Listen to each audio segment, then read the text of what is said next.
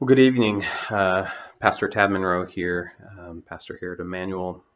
This is our weekly Wednesday meditation reflection time that we do. Glad that you could join us for this. Today I want to just spend some time reading poems, poems that I'll offer for you to pray with or reflect with. Good friend and mentor of mine for many years with Father Steve Lantry, who was the pastor priest at St. Leo's here in Tacoma. And he used to do a regular thing at St. Leo's called praying poetry. And he and I had a common love for poetry. And I learned a lot from him about how he used poetry to pray with and to reflect with. And it's something that I often do. One of the things that I do yearly, one of my favorite things is I go on a retreat to a Benedictine monastery. Many of you have heard me talk about that. And one of the things that we do at that retreat is we're kind of on our own throughout the day in silence and alone. And then in the evening around 8 o'clock, the friends that I go up with will gather and get a glass of red wine or a good bourbon, and we'll spend some time with poetry, just reading poems that we love and talking about them and reflecting on them. So that's my offering for this week. I'm going to spend some time reading some poems. This first poem I'm going to read is by the former poet laureate, Billy Collins. He's a funny, witty, poignant poet, lighthearted, but very meaningful at the same time. And I've been thinking about this poem. One of the things I'm missing during this time is just going out, right, once in a while to a bar or a restaurant or a club. And just this is a poem about kind of about that and about the beauty found in getting out and being with people and listening to music. So this is a poem called Nightclub by Billy Collins.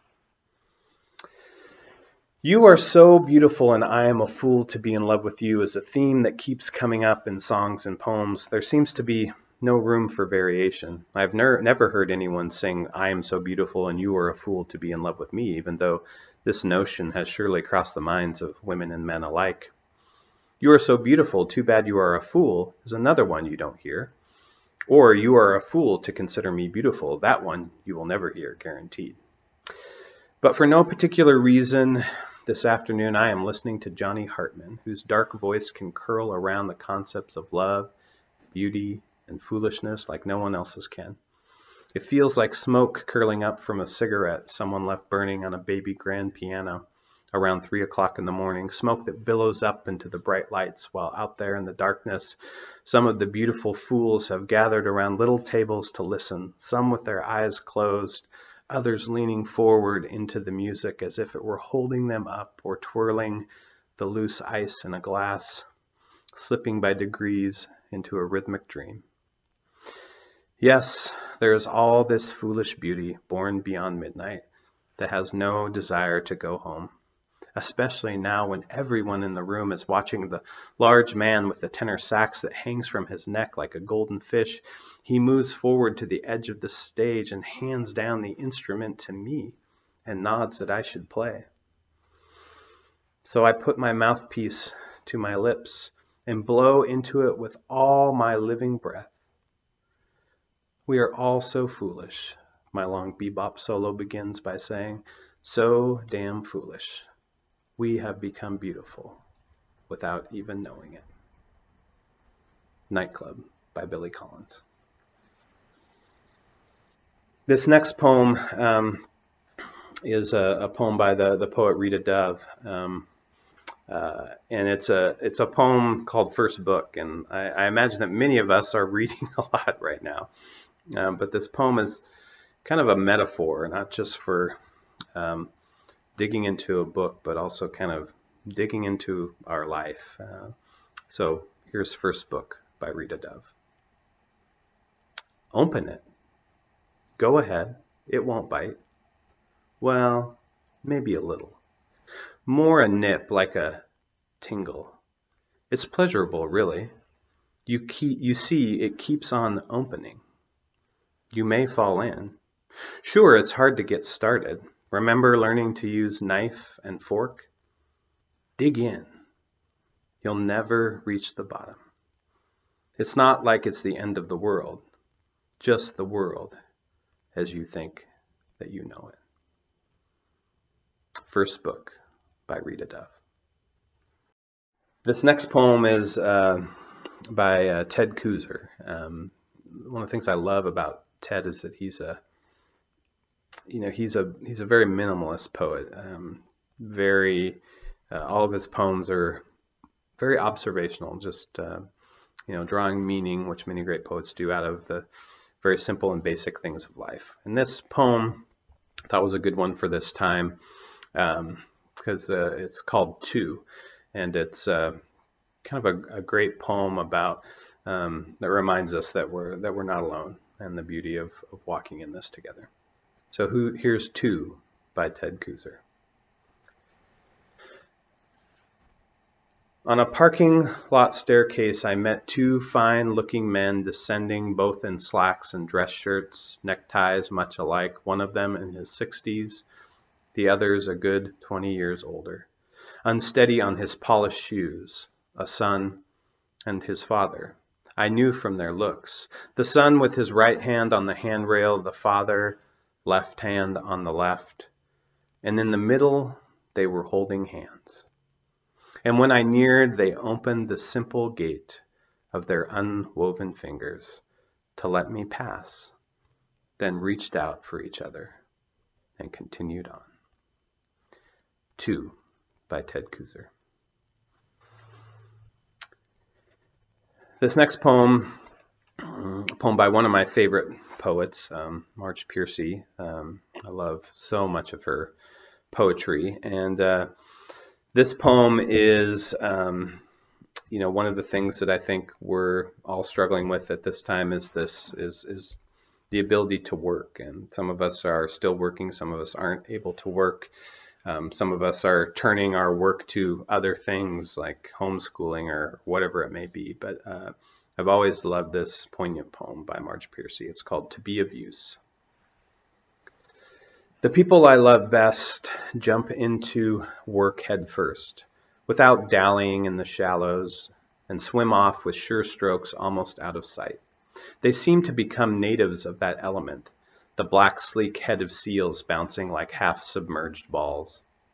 I love people who harness themselves an ox to a heavy cart, who pull like water buffalo with massive patience, who strain in the mud and the muck to move things forward, who do what has to be done again and again.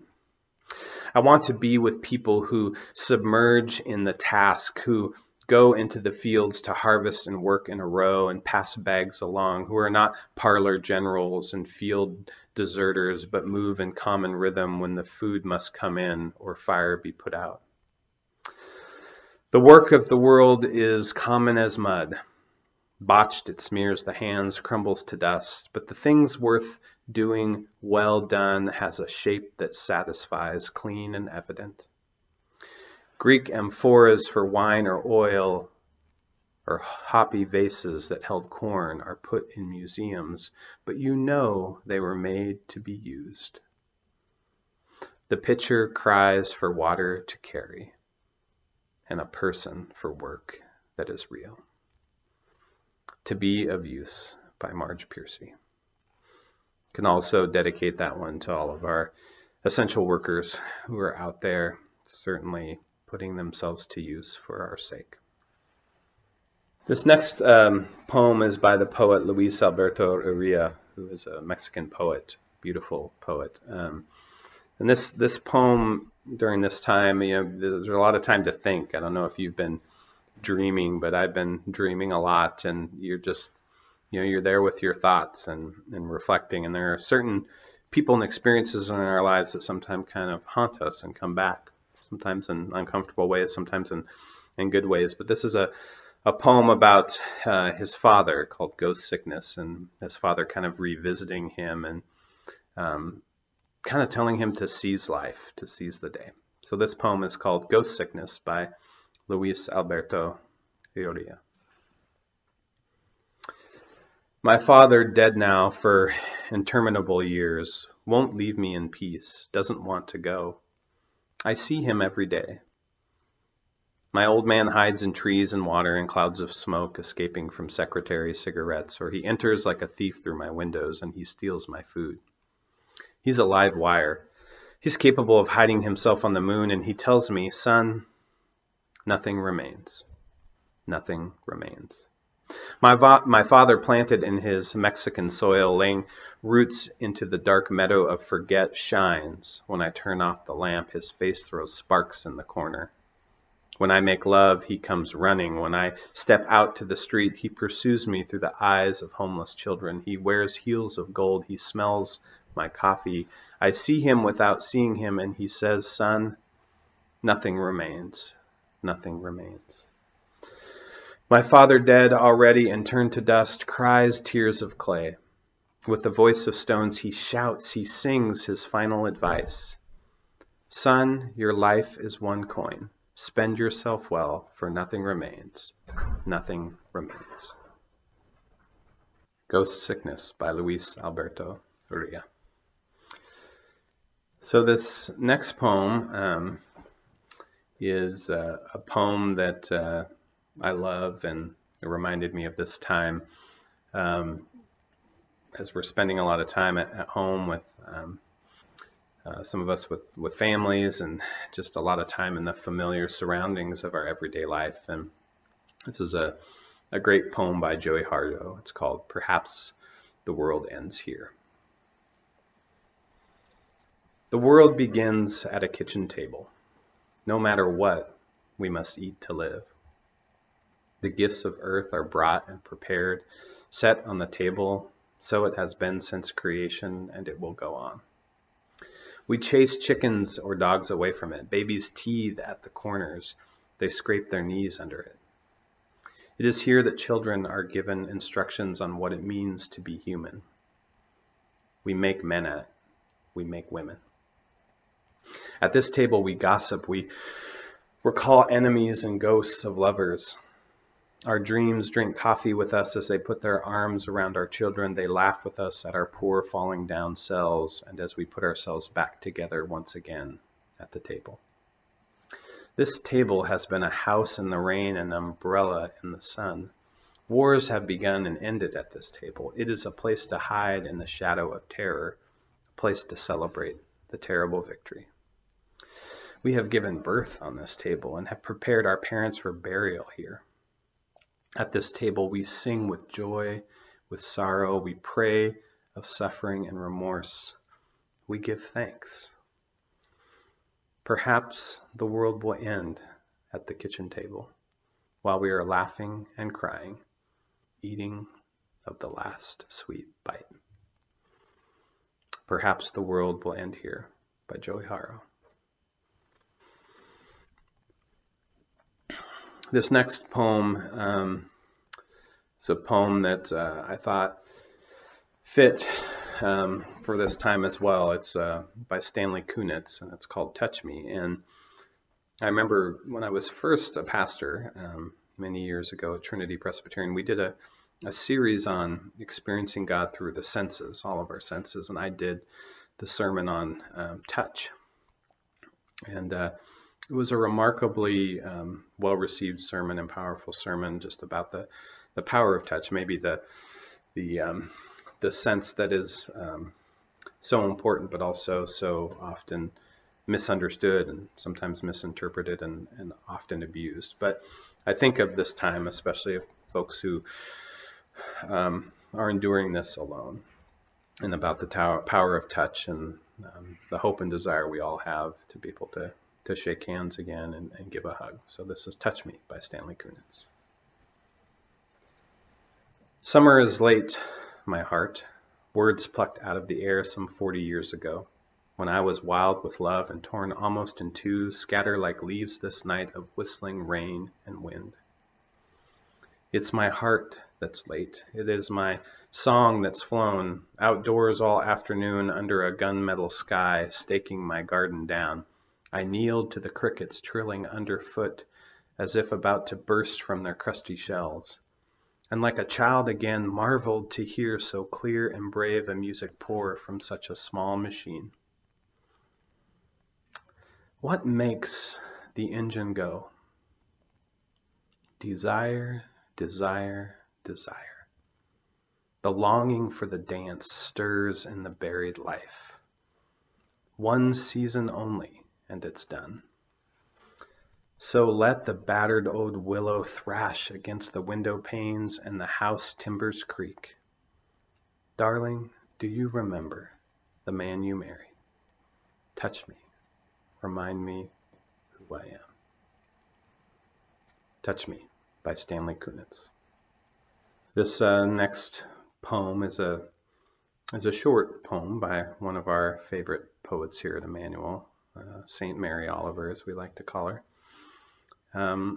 Mary Oliver, experienced loss in her life, and she had a wonderful way of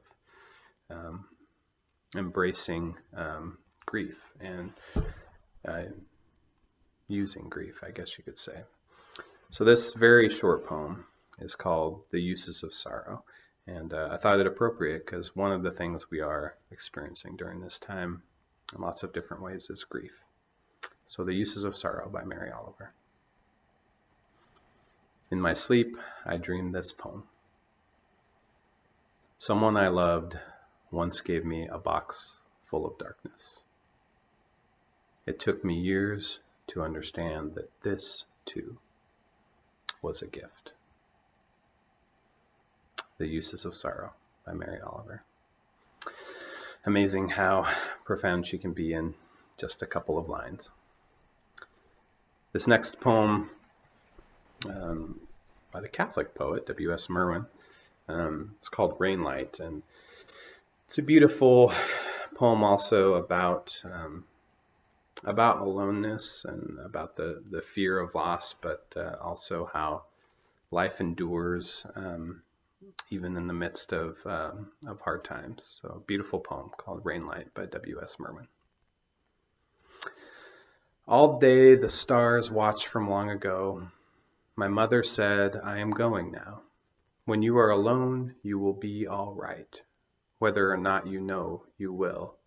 No. Look at the old house in the dawn rain. All the flowers are forms of water. The sun reminds them through a white cloud, touches the patchwork spread on the hill, the washed colors of the afterlife that lived there long before you were born. See how they wake without a question. See how they wake without a question, even though the whole world is burning. Rainlight by W.S. Merman. Well, and we're at our last poem for this evening.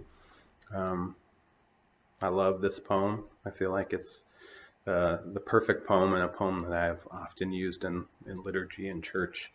And one of the things that we, I think, all are doing and needing to hold on to right now is hope. And so this is a poem entitled Hope by Liesel Muller. It hovers in dark corners before the lights are turned on. It shakes sleep from its eyes and drops from mushroom gills. It explodes in the starry heads of dandelions turned sages. It sticks to the wings of green angels that sail from the tops of maples. It sprouts in each occluded eye of the many-eyed potato. It lives in each earthworm segment, surviving cruelty. It is the motion that runs from the eyes to the tail of a dog. It is the mouth that inflates the lungs of the child that has just been born. It is the singular gift we cannot destroy in ourselves, the argument that refutes death, the genius that invents the future. It is all we know of God. It is the serum which makes us swear not to betray one another. It is in this poem, Trying to Speak. Hope by Liesel Muller. Well, I hope that you enjoyed these poems this evening. I hope that you'll spend some time with them, reflecting, praying with and through them. This is my sort of collection of pandemic poems. Might not be the last one. Maybe that's an invitation to you. Those of you who love poems, maybe a good exercise during this season would be to kind of pull together your canon of great poems, poems that comfort you or speak to you during this time that we're in. So thanks for joining us. Let me close us with a prayer. Gracious God, you are the poet of creation. You hung the stars and painted the skies. You breathe life and enliven the world we live in. Give us the ability today to have hope. Help us to hold fast to that hope, to one another, to all that is good and lovely and beautiful in our world. Teach us this time. Give us this space. Do not let us tire from the opportunity we have to dig in deep into our lives and to new things that perhaps we have time for, new things that are being thrust upon us. And may we find goodness and life and mercy and wholeness in the midst of it all. We thank you for this time, this evening, for the poets and the poems and their words which bring us life. Help us to reflect on and see the world anew each day. We pray these things in your name. Amen. Good night.